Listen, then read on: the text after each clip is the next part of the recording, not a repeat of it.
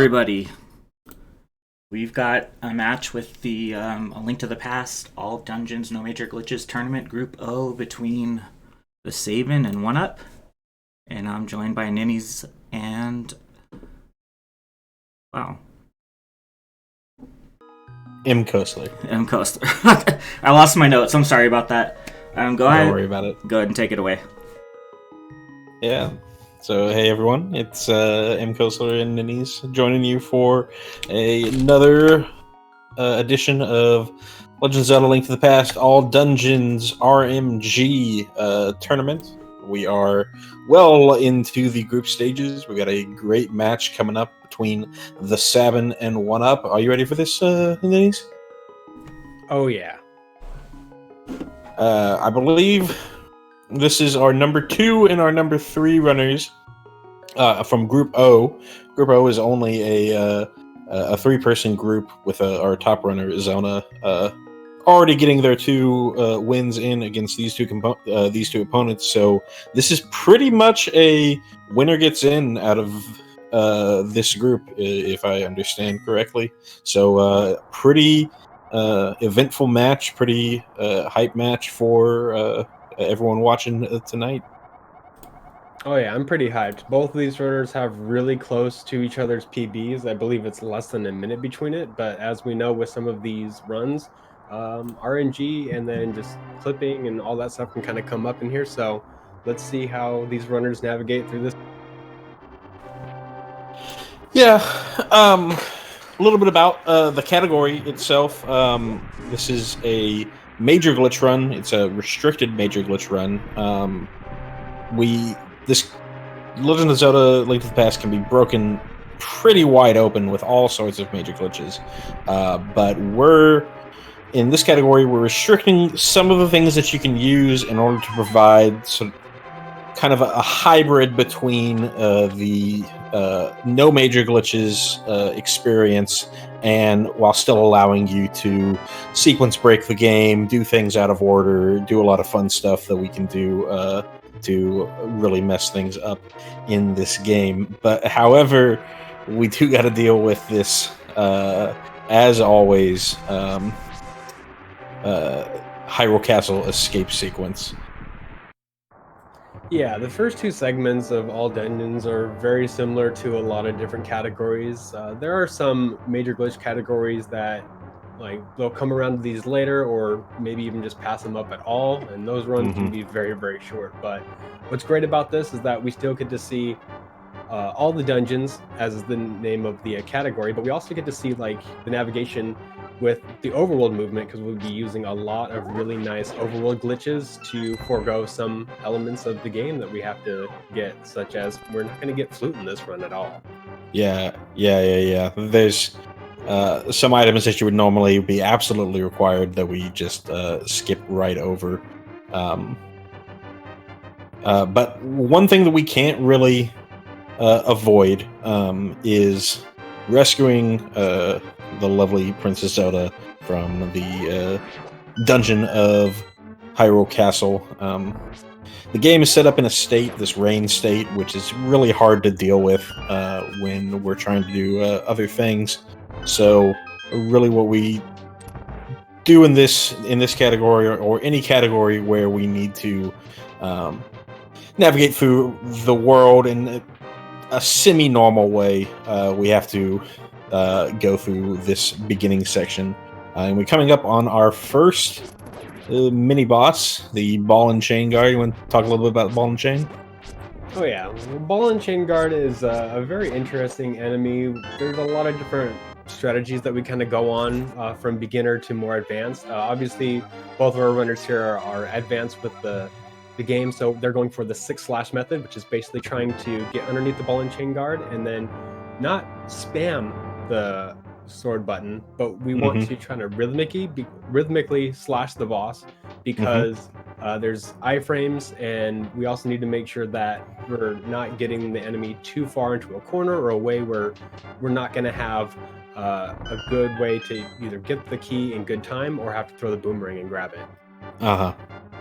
Yeah. 8 slash is definitely the fastest method, but you've seen I've seen a lot of runners, especially in tournament settings, go for the safer strats. It really only they're all within like a second or two of each other, and if you're looking to play safe in a tournament, going ahead and picking up one of the pots and throwing it at the guard in order to cut off 4 slashes. You might think, this is something that you have to do all the time, but we've seen even in this tournament, some runners having some issues with the ball and chain guard. So don't be surprised if you see somebody pick up a pot and throw it at the guard. Oh yeah, it's very uncommon, but it's not. It's not unlikely that you'll suffer maybe 1, maybe 2 hits by the ball and chain guard, and then in a tournament setting, you're always going to be a little bit on edge. There's the competition in there's the race, and if you die to ball and chain guard, you're right back at the entrance of Hyrule Castle. So it's definitely a time loss that we do not want to see. Right. Ooh, SabIn taking the wrong path there through the snake room. That little room, you have like something like 6 snakes that can spawn semi-randomly, and then they decide to move while you're making your move through there. And there's kind of 3 different paths that you can choose: top, middle, or bottom. Usually, you see a lot of players try to walk down the paths from top to bottom, but SabIn got a little unlucky, walked all the way down to the bottom, and ran into 3 snakes in a row. Also missing that little key from the key rat up in the top corner there. But recognized it before he got too far. Yeah, the corner key drop is a problem just because I believe the boomerang will most likely hit the wall without even picking up the key. Yeah, without even picking up the key, yeah. So you have to anticipate it and let it go a little bit later. So we've just rescued Zelda. Get a little spiel about, hey, go talk to this old guy. We don't really have to worry about all that. We know what we're going to be doing. But one thing that we're going to do in this category pretty often is save and quit. It's not something that you see in the main NMG category that we run because they explicitly ban save and quit from that. There are NMG categories that do allow save and quit, but in all of our major glitch categories, save and quit is allowed. I'd say mostly because a lot of the major glitches that we do, sometimes we can lock ourselves into a spot, and the only way we can get out is a save and quit. So rather than just force runners to immediately reset the entire run, we give them a save and quit. We did have a chance to see our first major glitch in this screen right here, but both of our runners are opting to skip it. It's a clip in the bottom right corner of the screen that we would use to get right to the entrance of Eastern Palace, the first dungeon we're going to go to. It really only saves something like 6 to 8 seconds. So if you're uncomfortable or not feeling it that day, however, for whatever reason, if you just decide not, or if you just don't want to do it, it's perfectly fine, perfectly valid to go walk to the door. I've seen a lot of runners end up getting themselves into a sunk cost fallacy and just sit there trying to do that citrus clip over and over and over, losing way more time than they would have just biting the bullet and walking to the entrance. Yeah, the main problem with the citrus clip is a lot of the clips that we're going to be doing in this, we're going to have the benefit of the Pegasus boots, which allow us to clip a lot easier. Unfortunately, with the citrus clip, we got to use sword buffers and select buffers to kind of get ourselves in the right pixels to utilize that tele. Right. It's one of the older clips, though. I guess there is an older version of that clip, but I guess it's an intermediate clip that we haven't been able to obsolete and make easier with either Pegasus boots or bombs, which we'll be talking about later in the run as we hit those spots. speaking of bombs, I know that Eastern and Escape aren't too exciting, but we do have a lot of clips coming up pretty soon where we get ready for Palace of Dungeon or Palace of Darkness. That's next. If you want to start talking about that, I'd feel really cool. Yeah, we're a little into it. We do have to kill the first boss of Eastern Palace. Once we're going to see oneup pick up the bow first. oneup is sitting on a single heart, while TheSabin is on a heart and a half. I should mention, you might see runners at the very beginning, or right after they rescue Zelda. There's a chest right next to Zelda that contains a sanctuary heart that most people would be picking up, and they'd be wondering, why are we skipping that? It's actually better for us in almost all situations with this category to wait to pick up the sanctuary heart until after we complete this dungeon. Completing this dungeon with 3 hearts usually isn't that big of a deal, especially with runners of this caliber. And whenever you pick up the sanctuary heart, you get a heart refill, which whenever we save and quit, we don't actually get a full, we don't actually restart with a full amount of hearts. So that's why, if you were wondering earlier why we skipped that chest, we didn't pick it up. But yeah, after both of our runners doing their Argus quick kills, very good. Ninjas was talking about, we're going to be having our first foray into major glitches, and they're going to be fast and furious. After we go pick up these boots from Sahasrara and the bombs from the back of Sahasrara's hut, we're going to make our way to Death Mountain.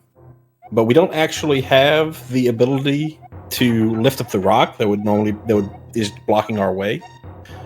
So we're gonna do a clip into the side of one of these, into the corner of one of these slopes, and do some fancy movement as we're walking along a broken camera, looking at a weird sort of screen, and make it to the cave entrance that is blocking us. Nice chest turn coming out from Sabin. Can we get some links W's in chat? Now, I gotta say, if they're grabbing the Sanctuary Heart now, is it safe to assume that they may not be going for silver? Maybe. It's probably safe to assume... Well, I don't know if it's safe to assume, but if they decided not to grab the Sanctuary Heart, or they grabbed the Sanctuary Heart early, that could be an indicator that they're using a death warp to get to the silvers. We saw a nice first try clip from oneup. Sabin having a little bit of issues. We tried to do a spin speed into this corner. There we go, Sabin finally lining it up correctly.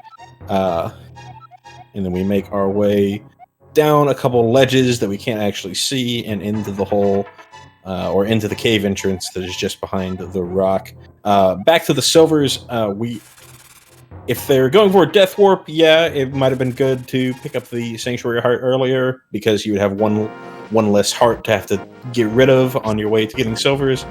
But there are other silvers methods, such as River Clip or Brahmin Clip, that we could be seeing. We'll see from oneup, based on what he does up here, setting up for Kiki Yeet, whether he does that or he does a Hera Clip. Looks like he's just eating himself over. That clip, that Kiki Yeet clip that we just saw right there, is a pretty new discovery for this category. It looks like both of our runners... Ooh, Sabin taking it a very old school version of this, not even doing the yeet, just running all the way up to the Kiki cave. So you're going to see what the actual cave that oneup actually was heading for from Sabin. It's this mini Mordorm cave. While he's in here, he's going to be doing something called Kiki Skip. We run into this bomb that puts us into the wall slightly. We do a downward teleport right into the screen transition. And when we hit that screen transition, all of the underworld map, the caves, the dungeons, are all connected, sort of on a singular 2D plane. And so when we hit that screen transition, we transition right into a room that happens to be in Palace of Darkness. So we are already in the Dark World right now, without having to defeat Aghanim, get the Moon Pearl, do all that nonsense. We are at the first dungeon of the Dark World. Yeah, what's really cool about what we saw is they used a bomb clip. Now, a lot of these bomb clips are fairly new, I believe around like a year to a year and a half old. Previous iterations of this category used just a lot of sword clips of just and select buffers, like those precise locations, and then utilizing, like I said, the select buffers to like buffer inputs. That way we can make it into like these things. But thankfully, there's about like what 4 new bomb clips that we use. Yeah, something like that. I don't have the exact number, but yeah, we've got this category got significantly easier with the discovery of bomb clips to replace a lot of these normally 1-frame buffer sword clips. The sword clips can be faster, but they are significantly harder. So you're really only going to see a couple of runners go for sword clip versions of these clips rather than bomb clip versions. We do have to pick up our hammer using the tried and true hammer jump. We did see a failure coming up from oneup. We do come into this dungeon significantly lower health than normal. Looks like oneup got it that time at 1 heart, so this is going to be pretty scary for oneup. The main reason, from here out, we're not going to have... there's only one spot that we are guaranteed to get hearts from. It's at the Sexy Statue room. We can pick up 3 hearts, which will put him at 4.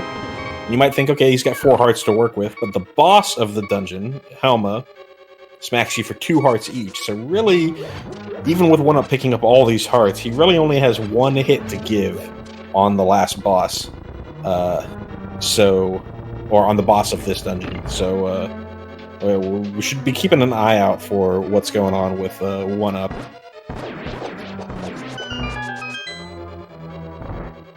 I was actually hoping to see if oneup would go grab one of like the pots that have arrows underneath it, just to give a little bit of extra safety to the fight. But Sabin getting 5, and there's the extra. Sabin getting extra safe, even though he's at the better health total.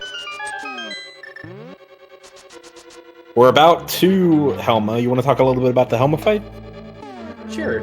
So Helma takes about 17 hits to the outer shell of his face, and then after that it goes into phase 2.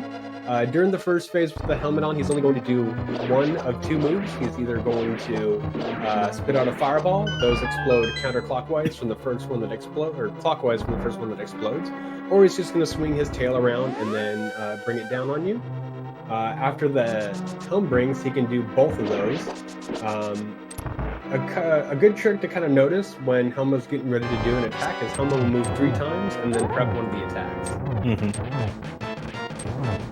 So we're seeing oneup holding his sword out that actually extends the hurt box of your hammer ever so slightly. It also constantly makes it so that you're always facing forward, so it's much easier to make sure that you're going to be hitting the head. You're going to see Sabin, at least for the first few hits, he was doing swordless version.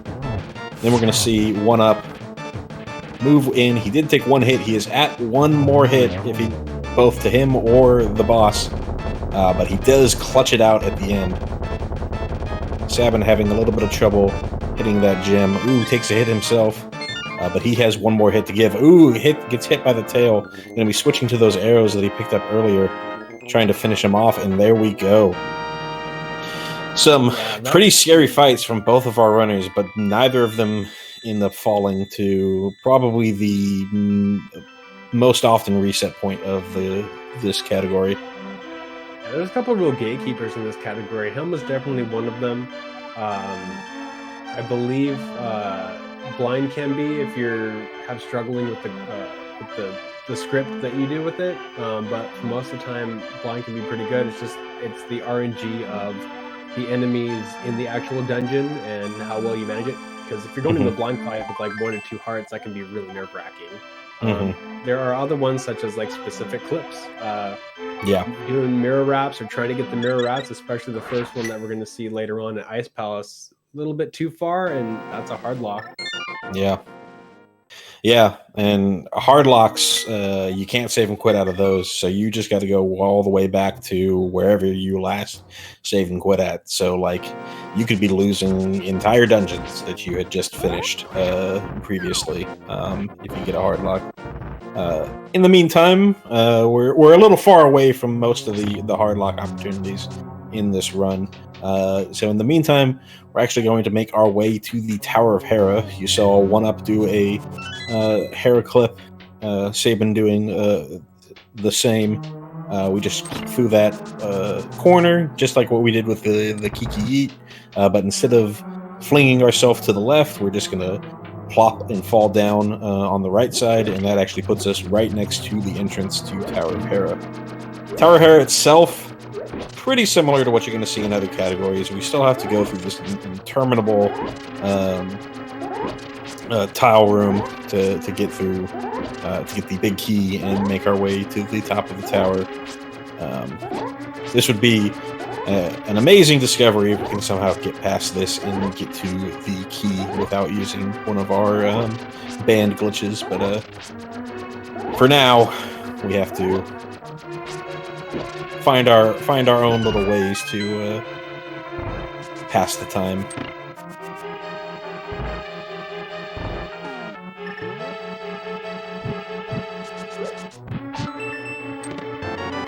I have to say, I like doing Hera in AD far more than I like doing Hera in other dungeons, mainly just because of the hammer. Yeah.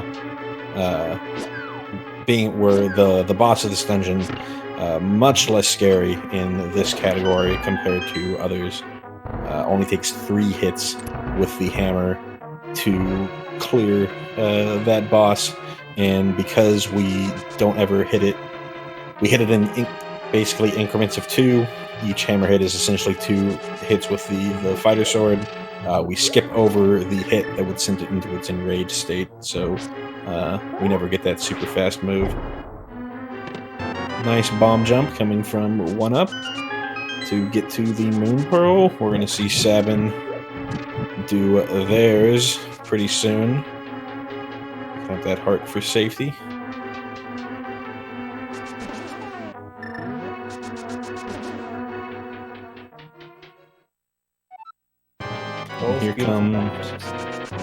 Here comes our Moldorm fight.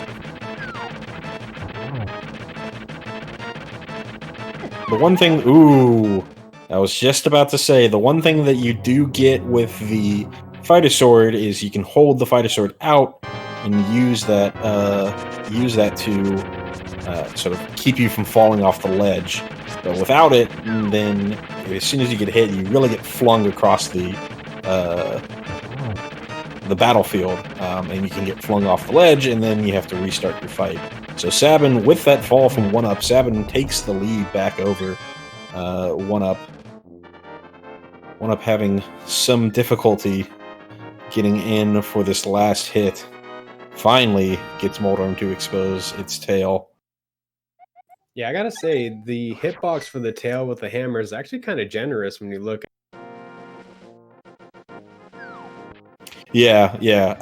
on my race, I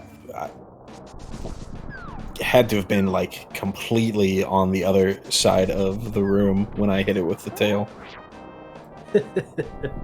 So what we got coming up now is a really interesting clip. It's Dark Mountain Descent. So basically what you saw TheSabin do is they utilize the spin speed to clip right through that corner, but it's dangerous. We can't just go ahead and move back. What we have to do is we have to initiate a dash up and bonk, and that will put us on the transition that will allow us to actually get from Death Mountain into Dark World Hyrule without actually hard locking the game. Yeah. If you just try to tap down or I think right, because you're going into the slope, you'll end up causing an infinite scroll and cause a lot of problems. You would basically, it's probably one of the least impactful hard locks because it's just a single dungeon compared to a lot of the other hard locks that you can do end up being multiple dungeons, but it's still a good 3 minutes of time loss just from forgetting to do that little bonk. I want to talk a little bit about Thieves Town itself. Yeah, so Thieves Town is supposed to be, I think, the 4th Dark World dungeon. What's important about being here is the Titan's Mitt. Now, we get the Power Glove normally in Desert Palace, but by getting the Titan's Mitt, we can omit that entirely. And what's interesting about this dungeon specifically is that there's a room that has a big block that normally you would have to have those gloves to pick it up, but by whatever reason, if you defeat all the enemies in that room, a door to the side just opens up, which will allow us to progress the dungeon, and then that way we can get ourselves the Titan's Mitt. Important note, you might notice that we still only have the fighter sword. Great thing about this boss is that 1 damage from anything progresses it through its phases. So 3 hits the first phase, 3 hits the second, and the same thing for the third. No matter what you use, as long as you hit blind, it will continue to do damage. Yep. Everything that you could hit him with deals the exact same amount of damage. So. Oh yeah. Cane of Samaria, Cane of Burna, Fighter Sword, Master Sword, Tempered Sword, whatever you got. It's all going to work the exact same. So here is that aforementioned big block room. He would normally be using the Power Glove, but we do not have the Power Glove, so we have to kill these dudes. Sabin, really loving his arrow count, wants to have as many arrows as possible, all the way up to 22 at this point. A little higher than what you would expect, but whatever works for him. I mean, if you're gonna go down there and you have to kill that that skeleton, you might as well pick up those. Sure. I didn't really pay too much attention, but we might have seen oneup do the other strat for dealing with that skeleton, where you toss a bomb down in that Janor area, and 90% of the time the skeleton should be hit. You can also slash at the skeleton to knock him back towards the bomb explosion if he decides to move his way too far north. It does cost you a bomb, and bombs in this category are pretty darn necessary. They're I can't really think of the word that I'm looking for, but you really need them in this category.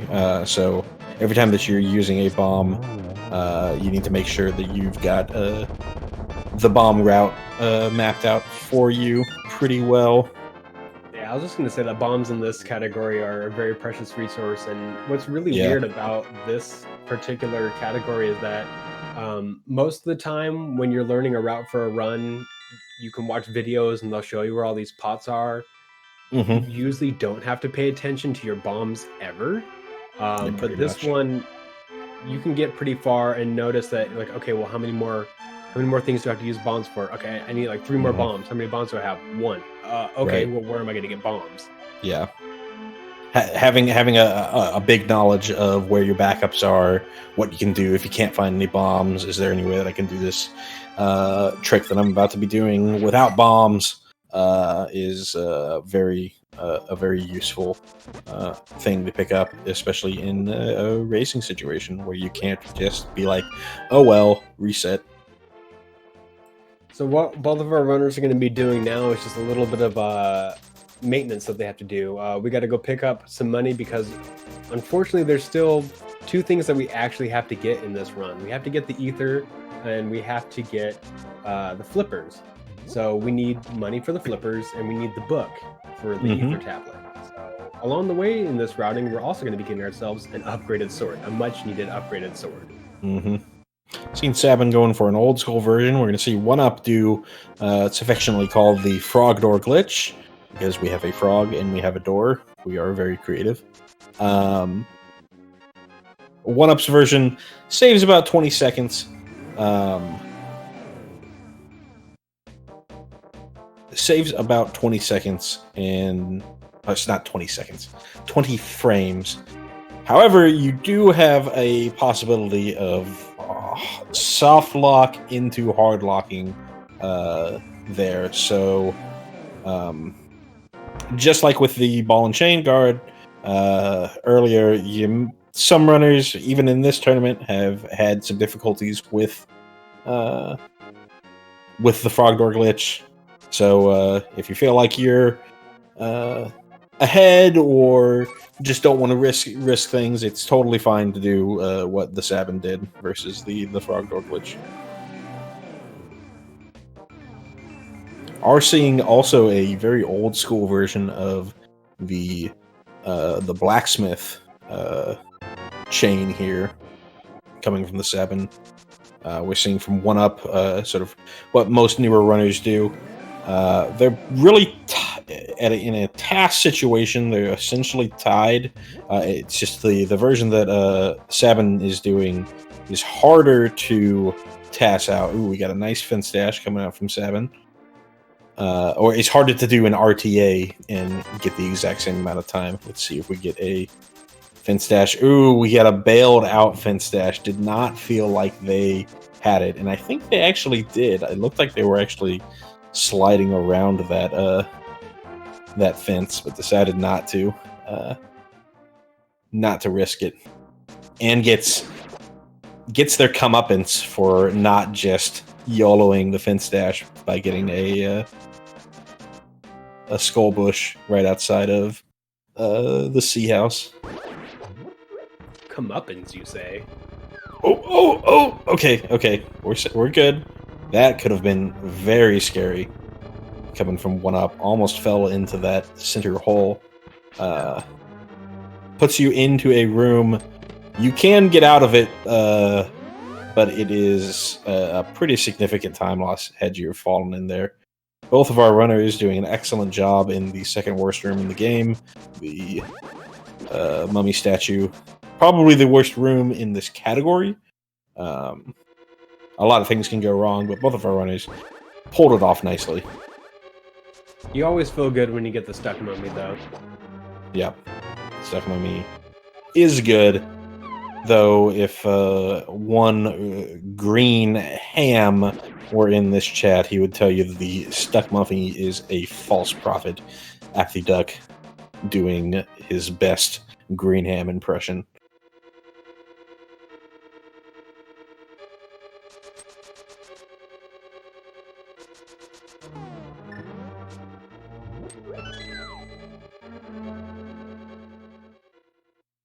Making our way to the back of Skull Woods. Gonna do a little check-in on how our runners are doing compared to their PBs. Sabin is not actually running against splits, so not a really good way to understand what's going on with Sabin. OneUp, however, looks like they're just 20 seconds behind their PB. So still pretty likely chance that they could PB in this run. So that would be super nice to see. Seeing Sabin drop in to the Mothula fight. Nice double poke dash at the beginning. Getting a little unlucky with those spike hits, but cleans up Moth fairly well. I'm going to say 7 out of 10. Let's take a look at OneUp. Only one early poke dash. Using some fire red shots to try to get him off the top. Ooh. Somehow sneaks that hit in without getting a spike hit. both of our runners taking Mothula down rather quickly. This boss can be pretty annoying. There's a lot of different tactics, but as we saw, the poke dash is really nice. There's also a one with specific RNG where you can bonk against that center tile and you can get double hit on it. You can actually do that with all the RNGs. It's just the north and south ones are significantly easier to do. That is true. Best thing to do with this boss is just practice it and get it down as fast as possible. The longer that fight goes, the harder it. Yeah, it can get out of control. Once we're done with Skull Woods, we are doing those that little bit of shopping that Nini was just talking about before, picking up our ether tablet, or sorry, our ether medallion, and our we're doing our ether medallion and our flippers. It might seem weird that we're doing both of these at the same time. Flippers aren't anywhere near Death Mountain, but you're going to see pretty soon from TheSabin that they actually are pretty near Death Mountain. Very similar to what happens in the Underworld when we did the Kiki skip. The Overworld is also just a giant 2D map. And if we can hit some screen transitions, some unintended screen transitions, we can actually go right on down to... Excuse me. We can go right on down to Zora's Domain from the top of Death Mountain. So we're going to head all the way over here to where Turtle Rock warp entrance is. Clip off the side, hit that screen transition, and we are in Zora's Domain. Do not adjust your television set. This is correct.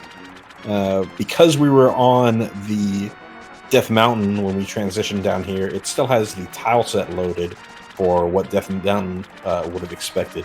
So we end up with a pretty weird look for Zora's Domain. But we can still traverse it and everything's fine.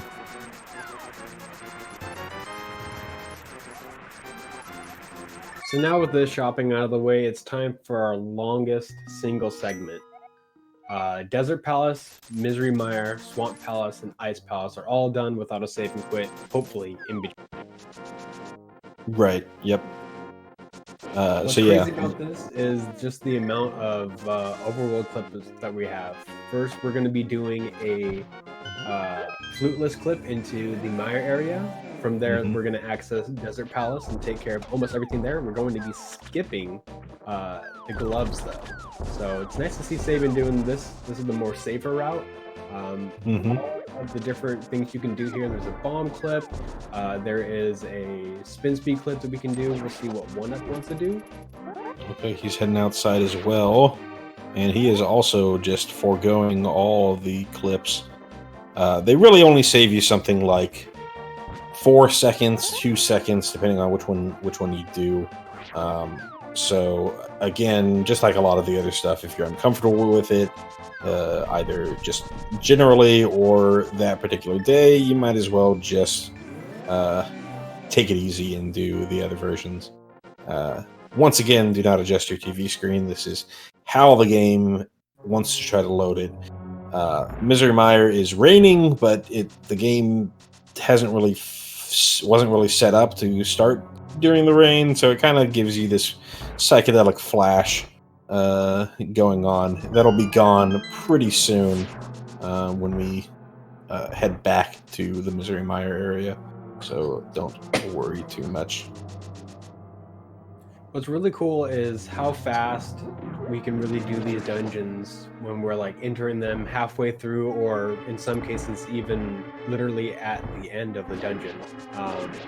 So dungeons that we'll see later like this will be like Turtle Rock.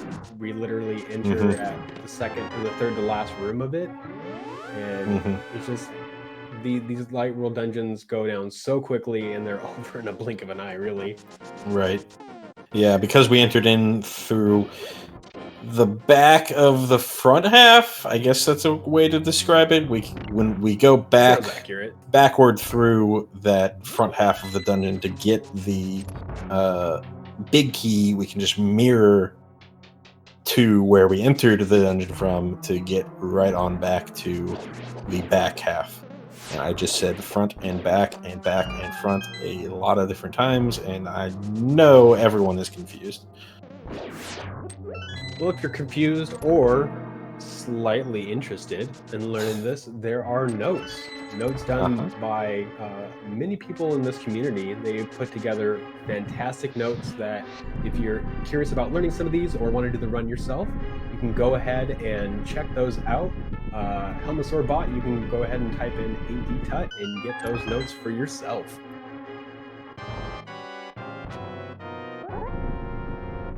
One cool thing about this category is this Landmo fight is significantly easier. You can do it in one cycle. Had a unfortunate pattern from Landmo from TheSabin, but we see oneup doing a nice one cycle on their side. So we are still in a very, very tight race between these two. Let's see, we got a sword up at 39.38 and a sword up at 39.43, so just within 4 seconds of each other. 4 or 5 seconds of each other. Very, very tight race. This is a great showcase of Link to the Past All Dungeons. So this dungeon has one of my favorite clips in it, but it also, if this room with the whiz robes and the, I can't think of their names, but this room coming up that Sabin's about to come into, when it's done nicely, is mwah, chef's kiss, verbal chef's kiss. The popos are the weird tentacle monsters. Looks like Sabin's gonna have to do a 2 cycle to check out oneup if they can get the 1 cycle, and nice from oneup, and oneup just with that claims the lead back from TheSabin. Misermeyer is the long, well, maybe if we count GT, it's one of the longest dungeons that we're gonna have to deal with, because we've got we're actually going to be in 3 different dungeons while inside this dungeon. We're going to see that pretty soon. We first have to do a little bit inside this dungeon. We saw both of our runners pick up the 2 keys early. We do this because we want an extra small key as we're going through this dungeon, because we're going to use it in a entirely different dungeon in the game, to open a door that's not even in this dungeon. Weird thing about Link to the Past keys, or weird thing about what we're doing with the with these clips, is because we don't enter the dungeon normally.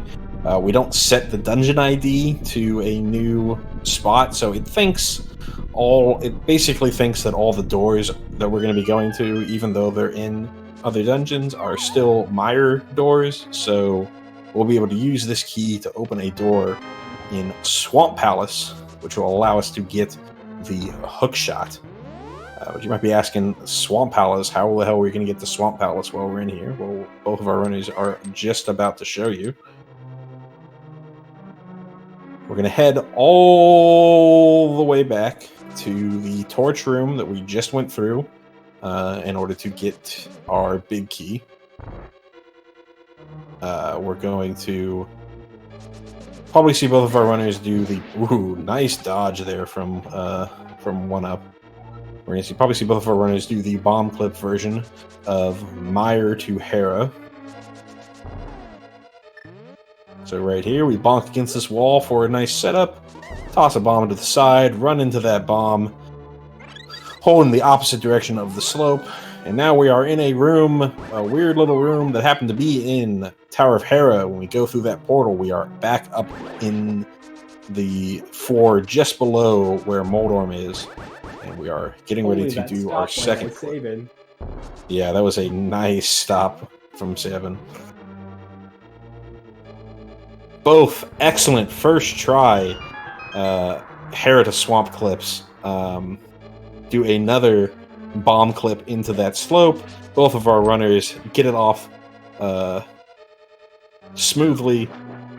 That Hair to Swamp clip is probably the hardest clip in the run for pretty much all of our runners. No chest turns though, so both of our runners have to reset now. Yeah, both of our runners getting it first try, keeping this race extremely synced up. Yeah, it's important that they grab the magic pot on the second go around, so that way you can utilize the fire rod here. Yeah. That's a good point.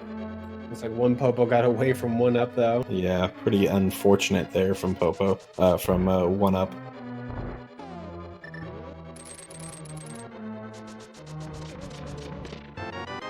Do have to make sure that we go and pick up this Cane of Samaria, because we are going to need that in this dungeon and Turtle Rock later. Sam with a couple bonks. Every time that one of these guys pull a little bit ahead, the other one catches up, or they start giving their lead a little bit back. This is a very fun race we've got going from our runners here. One thing I should point out, I believe, I haven't really been able to verify this, but I believe this is one of our only situations where our runners are,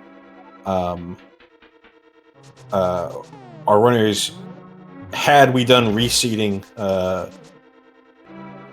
since, our runners would have actually swapped their seating. I believe one up in the interim between when they got initially seeded and now actually is ahead of Sabin's PB. So both of these runners are quite on top of each other, even though Sabin has a higher seeding. We are seeing, while all that was going on, we saw one up set up for the spooky action glitch for all dungeons. Doesn't save nearly as much as the spooky action glitch that you would see in MG, but it still is a time save, and with all that, one up reclaims the lead. Yeah, it's kind of crazy not having to transition into a room a couple of times and manually hit a switch, how much that can actually... Yeah, absolutely. Sabin having to deal with a single cycle. Still an impressive fight from both of our runners. Yeah, both of our runners doing very well.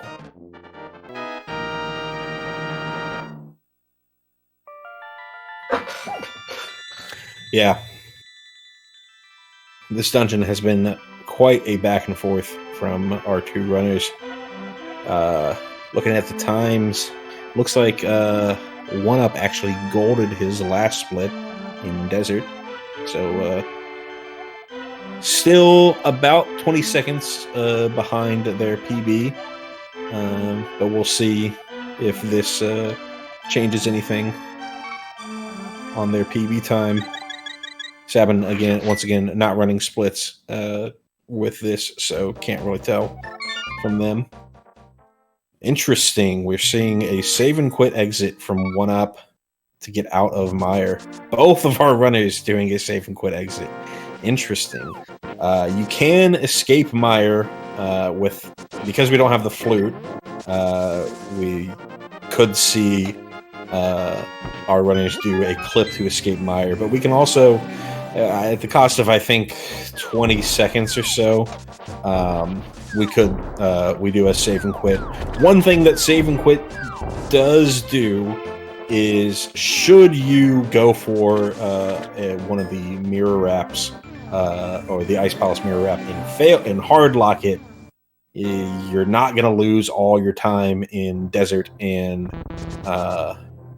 all your progress in Desert and in Mire with a save and quit.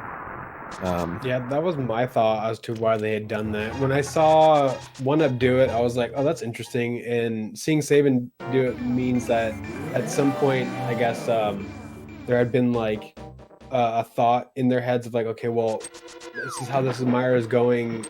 And this race might be pretty close if they're watching each other. Might as well play it safe. I don't blame either of them. Yeah.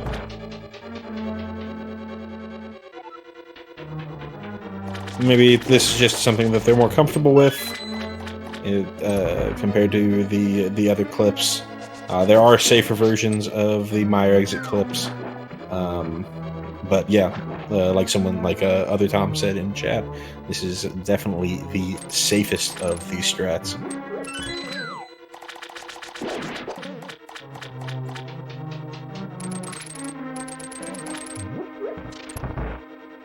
We might see from our runners the newest clip. Nope, looks like we are not seeing from oneup. We'll see if SabIn shows off one of the newer clips that we have in this run. Nope, neither of our runners showing off one of the hottest new tricks in this category, Diver Down. Just doing the old version where we push the statue.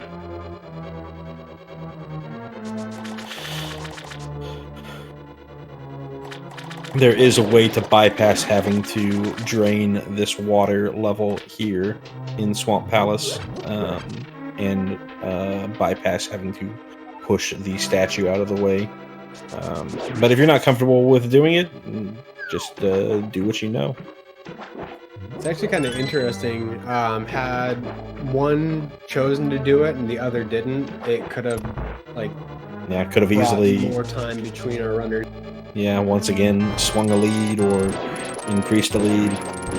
Seeing from oneup down to 4 hearts. That's 2 hits from Argus. So should end up trying to play it pretty safe here. Does a nice hook dash or hook shot to gain some iframes as those pups were spiraling out. You might think, why aren't these runners switching to the Fire Rod for the Phase 2 quick kill? We actually want to still be on the hookshot because we're going to use the hookshot immediately as we leave this dungeon. So for this particular category, it's actually better to just stick with the hookshot. It's not technically faster for this split, but it's going to save you time between this and the next split. I'm still just blown away how close both these runners are. I'm willing to bet anywhere from about 10 to 12 seconds is the distance between either of these. Yeah, we'll be able to tell when we're done with this crystal cutscene, the longest crystal cutscene in the game. 55 seconds of listening to this maiden prattle on about the Dark World and the other maidens and rescuing Ganon, this, that, and the other. We've got a 51-53 coming from oneup. And oneup is doing the safer way and just going to go ahead and enter Ice Palace. The easy. Looks like both of our runners are doing the exact same thing. Both of these runners doing very safe strats. oneup mirroring immediately, but both of these runners are going to be going through the dungeon as intended. I actually have no idea what's actually faster. Do you think the Dark World would be faster since there's a little bit more space for you to actually... I honestly don't know. I usually go to the mirror app for my runs, and it's been a long time since I've tried any other way. Seeing our runners, looks like oneup is heading for the other new glitch in this category, Icebreaker. We'll see if SabIn does the same. Looks like he is. So we're going to do a set of movements to magically walk through that rail. Changes the routing through this dungeon pretty significantly. We no longer have to deal with Ice Palace Bomb Jump. Rather, we clip on through this railing here. SabIn having a little bit of trouble. Gonna try it again. Looks like he got it this time. And interestingly, picking up the big key probably some unfamiliarity with with this glitch. We don't actually need the big key. I don't know. I'm with Greenham on this one. I think the blue mail's incoming. Oh, getting some blue mail, getting some safeties. Interesting coming out from oneup using the Samaria block.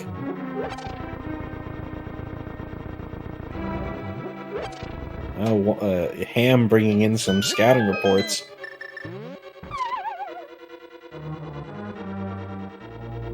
Meanwhile, we're seeing oneup do the cold stare fight. 8 shots to break the ice. A spin plus 6 shots with our tempered sword, and we are done. Good lord. The day that we see a blue male Link in a speedrun. I don't think I've seen it outside of the most meme categories out there. So does that make this category a meme?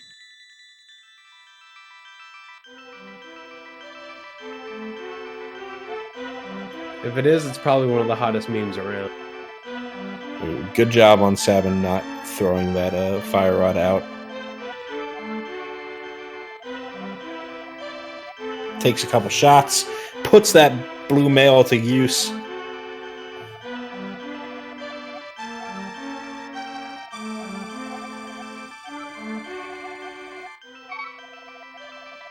oneup extending their lead a little bit, but we'll see if this unorthodox pickup of blue mail gives TheSabin some extra safety while oneup has to deal with a much more deadly array of enemies.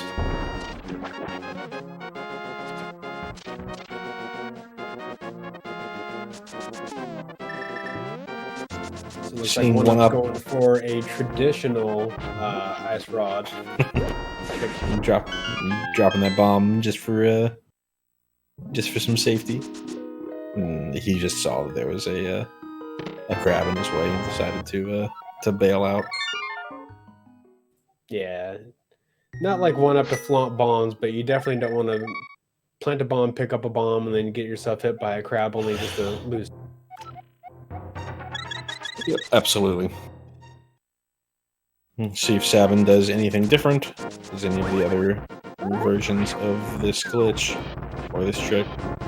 Looks like TheSabin is just taking the swim to get here as opposed to running around. I'm not. Go ahead. All I'm going to say is, as discussed a little bit before, getting the hearts from the old man here, oneup grabbing those, it's not really necessary. If you practice Turtle Rock, you shouldn't really be taking any more damage.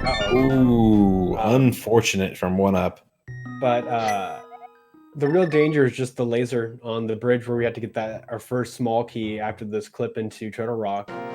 That laser will do 4 hearts of damage, and it's pretty mean. And especially even worse if you get hit or fall down. And Turtle Rock can go down real fast. Absolutely. oneup having some struggles getting back into the Tower of Hera. Yeah. So what happened with oneup? We want to do a down teleport here, and it's actually the up teleport that oneup accidentally did. It's actually because they didn't pixel buffer in one more time to the right before they tried holding into the slope. But they got it this time, and like Duck says, we are pretty synced back up. oneup is a little behind now, but got to be something like 4 or 5 seconds. See a nice little laser skip. Ooh, oneup trying to just go for the man mode walk laser skip right there. Does it? It's actually timed out pretty well. If you can get up to that spot and maintain kind of like your momentum, you can just kind of walk around that corner really nice.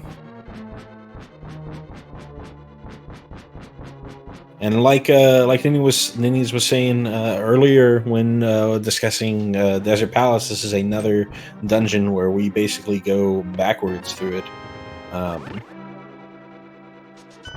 So we're going to be using that same mirror trick to make our way to Sabin playing extra safe with the Zoros coming from behind. Do that same mirror trick where we go, make our way to about the middle of the dungeon. Ooh, careful. Make our way to about the middle of the dungeon and mirror back to where we entered to finish it up. That's actually kind of interesting. If you're familiar with prize packs at all in some of the other runs of this game, I learned recently that saving and quitting resets the package.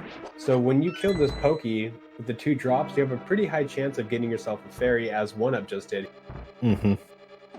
Yeah, you're very likely to have to kill the mini Helma as you're making your way back to the dark King of Samaria maze. That mini Helma that you see Sabin go by right there.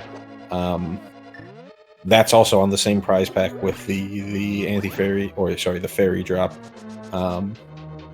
So killing that plus the Pokey in Pokey 1 it gives you a pretty good shot at getting a fairy pickup.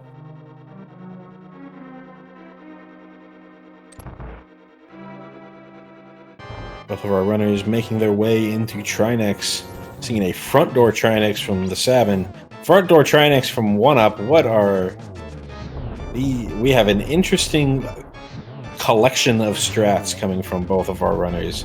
They do some things hard, some things easy, some things old school, some things not. It's like the trail mix of runs. Ooh, Sabin spun early. Gonna have to clean this up with 5 normal slashes, while OneUp only has to do a double spin plus a single slash, and we are almost on top of each other. Let's take a look. Let's see. Pick up at 23, pick up at 24, 1 second apart between these 2 runners. This is an absolutely fantastic race.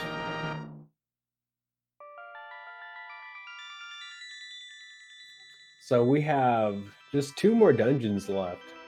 We have Ganon's Tower, and oddly enough, we still have to do Aghanim's Tower. Mm-hmm. Yep.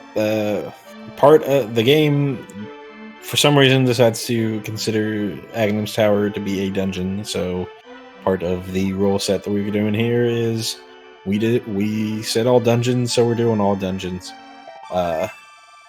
Yeah, once we leave here, we got all of our 7 crystals. You might think we're just gonna, very similar to what happens with NMG categories, we're just gonna walk our way over to Ganon's Tower, but turns out it's actually faster because we haven't opened up that mouth. We haven't done a lot of additional stuff. We would have to watch the Ganon's Tower opening cutscene. It's actually faster to save and quit and do a series of clips and tricks to get to Ganon's Tower this way rather than as the game intends.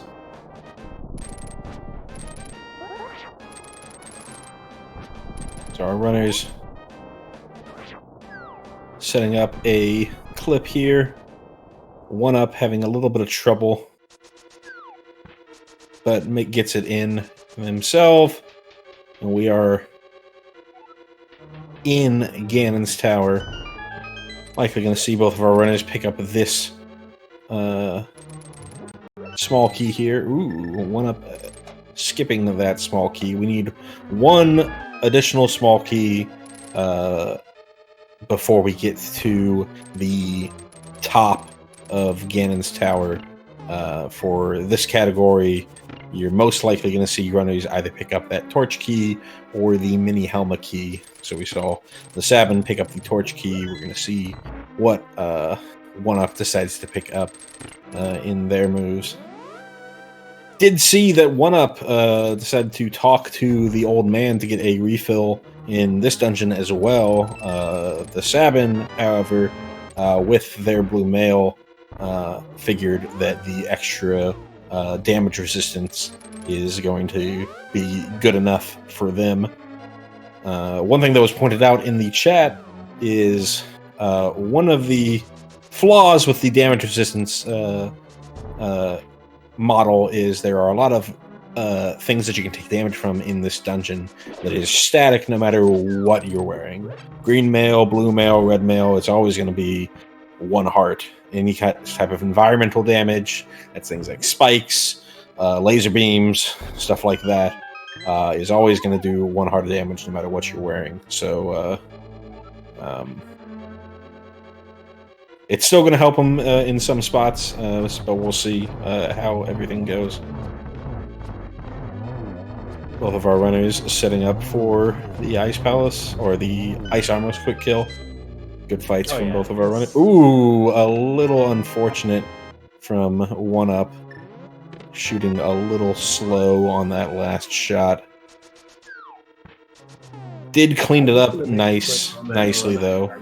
Just the layout of the way that they did that fight, it's another way that you can potentially actually do the Armos fight in East.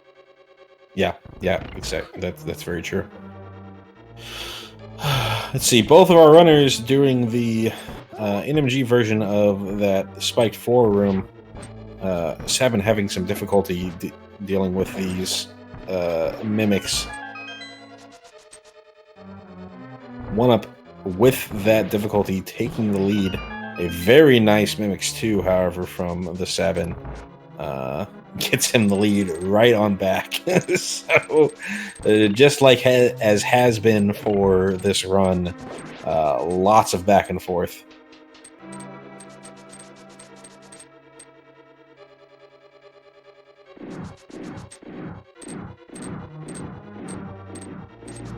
Coming to the Ganon Ball Z, both of our runners taking a safe version through that room into the gauntlet. Called the gauntlet because we have to kill all the enemies in each of these rooms before we can move on to the next one. Seeing some vastly superior pot strats coming out from both of our runners.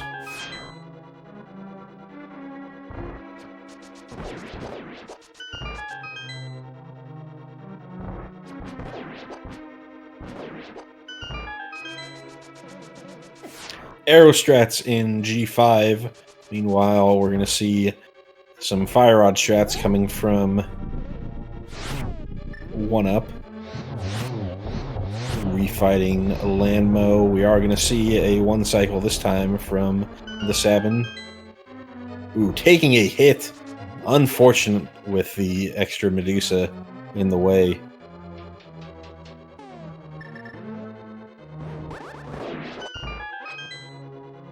Both of our runners just tearing through GT right now.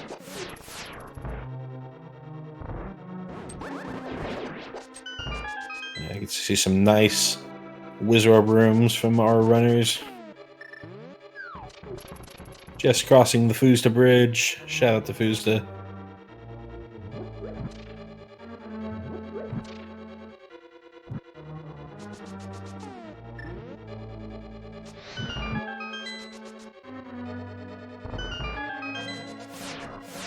We are done with pretty much all of the major glitches in our run. It is pure execution at this point. Pure execution and the lovely RNG from that our runners are going to have to deal with. Looks like oneup is getting the Helma key. But a nice, interesting spin strat to get that Helma key. Got the Moldorm 2 fight. SabIn quickly dispatching. Let's see if oneup is able to do this just as well. Interesting. I like that speed up front, or the spin up front from oneup.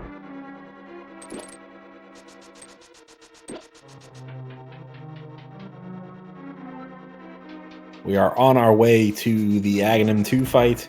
Aghanim 2, not nearly as RNG heavy as Aghanim 1, but still certainly contains RNG. The 2 illusions that Aghanim spawns will always give you reflectable balls. The central Aga can give you blue balls, which for the most part, in this particular category, can screw up you setting up for the other hits. One-Up with a nice triple on the first go-around. Sabin cleaning up with, I think, a 4-cycle.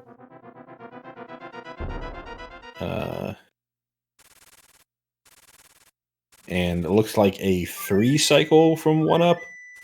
That was a little bit longer from One-Up. Spin strats versus slash strats. Spin strats is pretty safe as long as you can get a good lineup. Slash strats is a little bit more precise because depending on where each of the Aghanim clones are going to be, you can angle it a little bit differently. But there is a problem where if you're not in the right spot, you're not going to actually slash the orb into where you want it to go. Mm-hmm. Both of our runners getting a shock from this barrier up front. Luckily, it only does a 1/4 of a heart. No one would die to the barrier at the beginning of Aga Tower, would they?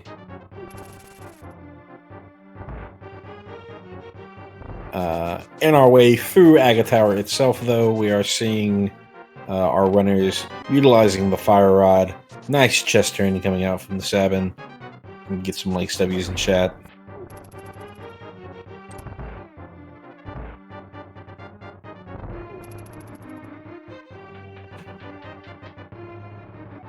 Thank you so much.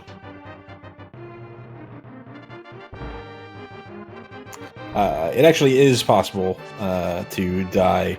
There is one other enemy in Ganon's tower that does a 1/4 of a heart. It is the bone being thrown by the red Stalfos can deal a 1/4 of a heart. So if you happen to... That's right. I was trying to think about that. I was like, I don't think there's anything else that does anything that low. So if you happen to get hit by one of those and then get hit by the barrier up front, and we're somehow at a 1/2 a heart or a 1/4 of a heart. Now, where does that put you? Does that just put you back at the top of the pyramid, or give you the save and quit option? It would put you into the save and quit options because you died in the light world, so you would have to go back to your house.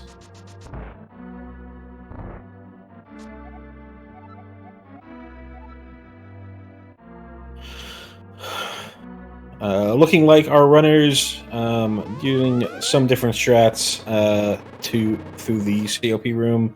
Sabin sticking with the fire rod. One-Up switching to the hook shot and not doing the hook speed. Shame, shame, shame. But here we are into the loveliest of fights. Aghanim 1. Entirely RNG based. Each cycle for Aghanim is 4 shots. The first shot is a reflectable shot. The second, third, and fourth shot are a coin flip between a reflectable shot and blue balls that don't do anything. Every time you get blue balls, you lose 6 seconds. After all 4 of those shots, you run into the lightning phase. If you have 3, 7, 11, or 15 blue balls, you get an additional lightning phase, which also loses 6 seconds. I believe we are on 2 and 2 from our runners, so it's hard to, when there's this synced up, it's hard to keep track.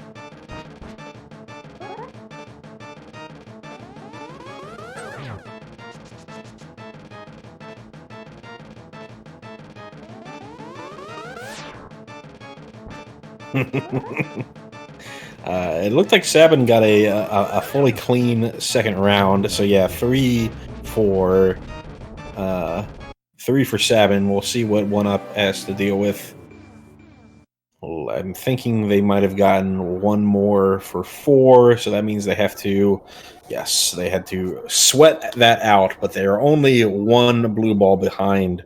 So the blue ball plus... however much time difference between both of them entering the fight, we'll see when we have sort up splits to see how far apart these races are. It is still not over. You can still Ganon still will give you some RNG. Plus, just doing the Ganon fight is a difficult fight. Both of these runners are well within reach of getting each other. We had a 1:13.26 sword up from TheSabin. Still got a little bit more time coming up from oneup. We've got a 1:13.40, so about 14 seconds. In the meantime, we are seeing TheSabin wailing on Ganon, using that, taking tons of damage, but survives. oneup, however, missing the 1-on-1. Really just utilizing blue mail to its fullest, really.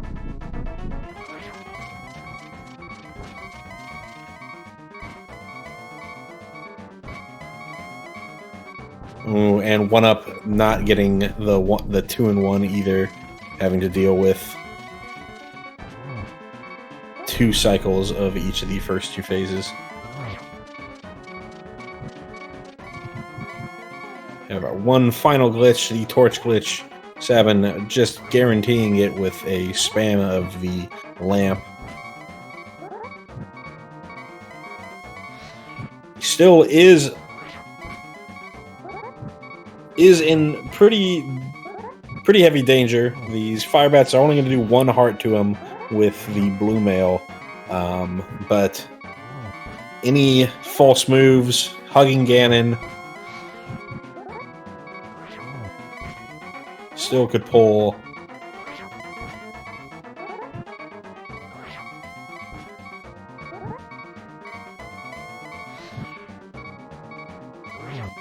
This race back together.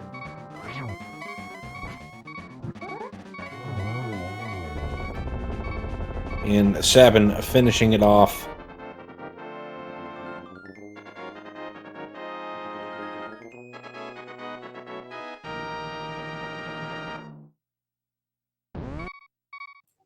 Coming in with a 1:15.40 official SRL time of 1:15.41. oneup coming in not much further behind with an official SRL time of 1:15.59. A very, very close race between both of our runners. Back and forth all the time.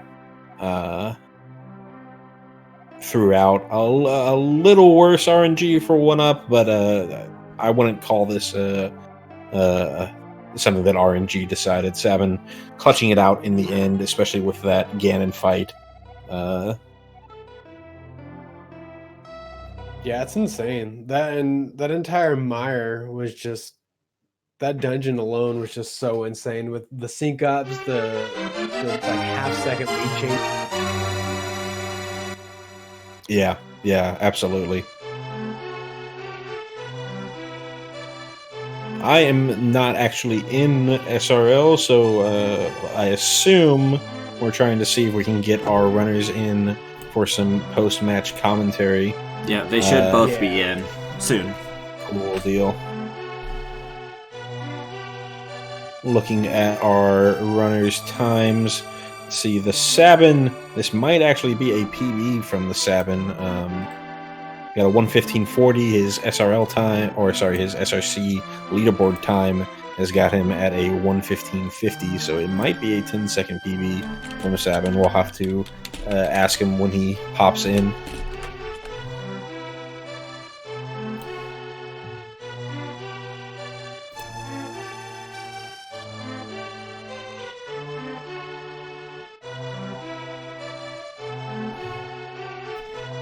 But yeah, here we go. TheSabin, our winner, joining us here. Congratulations.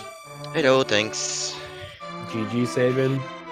Thanks. That was a fun and exciting race. Were you watching oneup while you were running, or were you doing that all blind? I actually had the wrist stream up, so I was watching us going back and forth, especially in Meyer. So it was like Mhm. it was funny and exciting to see that. So it was like I was watching, yeah. But Yeah. people seems to enjoy it as well. Speaking of One Up, we are joined by One Up. How are Hey, you doing? GG, Sabin. That Congrats on was the a good Hello. run. quite the Good. match. Yeah, that was a good race, GG. That was we were pretty close. It was how much blue balls did you got? He got I one more think it blue was ball than 4. you. Okay, I Yeah, got 3. yeah. Though you ended up you ended up being ahead in both. You ended up being ahead going into Aga, and you had a better Ganon fight. So while some RNG did separate y'all, I don't think I wouldn't really consider this a totally decided by RNG. Y'all were really tight on top of each other. Yeah, that was Throughout this entire run.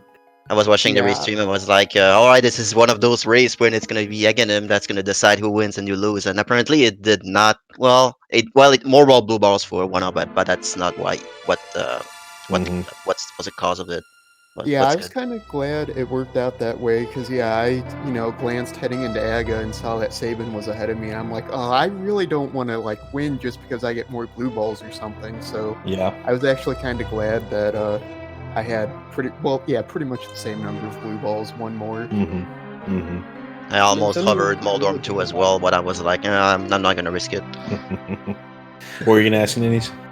I was gonna say something that's really good is just like your execution one up. There were a couple of spots where you had a little bit of trouble. I mean, we saw that soft lock as you were heading into Turtle Rock, but like just while being under pressure, like the execution, just being able to like bring it back up, like just to continue to make this race really close. Same thing with you, Sabin. Mhm. Taking advantages of like little time losses here and there, and just pulling time closer and closer.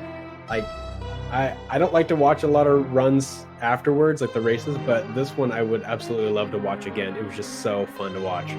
That's one of the thing I do in races, especially in tournaments. Is I'm usually like I don't take unnecessary risks. Like I'm usually route. Yeah, Like for example, you both oh, were very, very safe in the whole mire to swamp to ice palace stuff. Both of y'all left Misery Mire, both saved and quit. Both of y'all left Swamp Palace, didn't go for Ice Palace mirror wrap, just walked to the front of the dungeon. I was gonna ask y'all about that because y'all clearly have learned some of the newer tricks. I saw both of y'all do icebreaker, but not do diver down, and then the aforementioned save and quits instead of the other clips. Is that just some unfamiliarity? Is that just trying to play it safe? What were y'all thought process? Let's go with One Up first.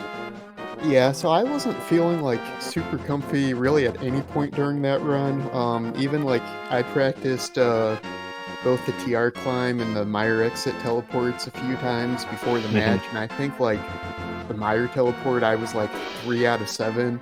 And like you even saw the TR climb, I soft locked on that too, and I'm like, I'm not gonna risk it. I mean, I think it's just a matter of I have to learn to recognize the pixels better. Like it's kind of hard on my TV. Yeah. And that's pretty much what it comes down to. Yeah, and same question for you, Sabin. Was it nerves, just unfamiliarity, or just wanting to keep it as safe and simple as possible? The run I did is basically what I did on everyone. It's just that when I learned the category, I was basically looking at all the different like strategies and stuff like that, and I started to eliminate some of them based on how much time they win or lose. Like for example, going to Mire to Swamp, like the clip. I'm terrible clipping from the left to the right. So I'm like, I'm probably gonna lose more time doing that clip than just save and quit. So I'm just gonna save and quit, and you don't need health anyway for Swamp, so it doesn't matter. Yeah, that's very true. And the ice wrap, as soon as I learned that it was possible to soft lock, I just didn't go for it. I just wanted to walk, the good old walking, and yeah. And blue mail is.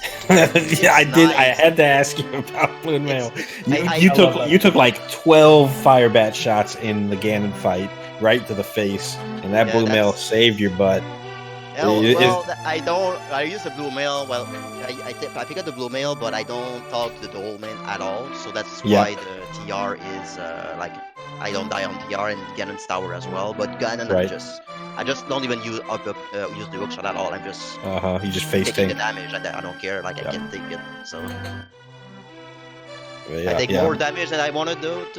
There though, but that's Uh-huh. usually what I go for. I just eat the bats and that's it. Go Yeah. for it.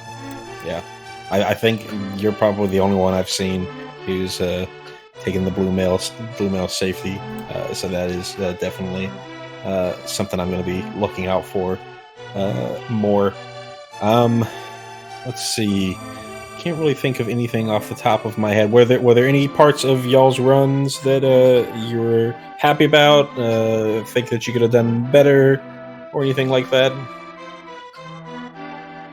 I think I PB'd on this one actually. I will have to look it up. Yeah, but I PB'd. think you on SRC you have a 1:15:50, and so Okay. unless you've PB'd since then, Nah, this looks like a that's- 10-second PB. Yeah, that's a 10 seconds thing, so I'm probably gonna highlight this and submit it. But Cool deal. overall execution, I was rusty to be honest. I tried practice a little bit like an hour earlier. Like did some tricks and clips and all that, but I felt like my hands were not like super optimal, so I didn't go. Like I felt I was not fast. Like you know when you press push button, your brain wants to push buttons, but the hands doesn't follow up. Sometimes it's like that. So I didn't play that good, but overall I feel like I did correct with this run. Yeah, and one up, it looks like you did get a gold desert palace in this run. Anything that you want to highlight that I might have missed or want to bring up? Yeah, I don't know. Yeah, I guess it was a gold desert palace, but not by much, like a couple tenths of a second. So I don't even really know what that came down to. Sure. Yeah, like a lot of the clips I did, I thought were pretty clean, except for the ones that weren't, and that kind of made a big difference in the race. I felt. Cool. So Ninnies, do you have any other things you want to bring up or talk about? No, you pretty much got all of them covered. Cool deal. Awesome. Well, I'll just wrap things up for us then. Want to shout out both of our runners for an amazing race today. TheSabin and oneup. Drop them a follow if you liked what you saw on stream. I also want to shout out our commentators, Ninnies and M. Costler. And as far as upcoming schedule, we don't have any matches in this tournament coming up tomorrow, but on Friday we've got 2 of them that I want to point out. We've got a Group C matchup between This Is Not Yoho and Moogle Mod on Friday at 4 p.m. Eastern. And then one of our commentators, Ninnies, has a match on Friday at 9 p.m. that's going to be restreamed here against Swerve. So looking forward to that. Awesome. You want to say anything about your match coming up on Friday? I'm just surprised that it got selected to be restreamed. Yeah, Swerve took down Andy, so yeah, you've got a tough matchup coming up, Ninnies. Gotcha. Well, if I can beat Swerve, then I can beat Andy. Yeah, transitive property. That's how that works. Yep. That's how that works. Awesome. Math always checks out. Yep, and for tomorrow we don't have any Link to the Past action for you, but we do have 3 different randomizer tournament races. In the Wind Waker randomizer Season 3 tournament, we've got Jay Wist and Dean Machine at 1 p.m. Eastern. In Minish Cap Rando Season 1, Carson and ATX Martin at 2 p.m. Eastern. And then Zelda 2 Max Rando Tournament, Losers Bracket Round 1 between Paratroopa and Victor Santa Fe at 10 p.m. Eastern. So lots of action for you if you like randomizers tomorrow, and then back here on Friday with at least 2, maybe 3 it sounds like, Link to the Past, all Dungeons matches. So thank you for everybody that made this possible, and we'll catch you on the next stream.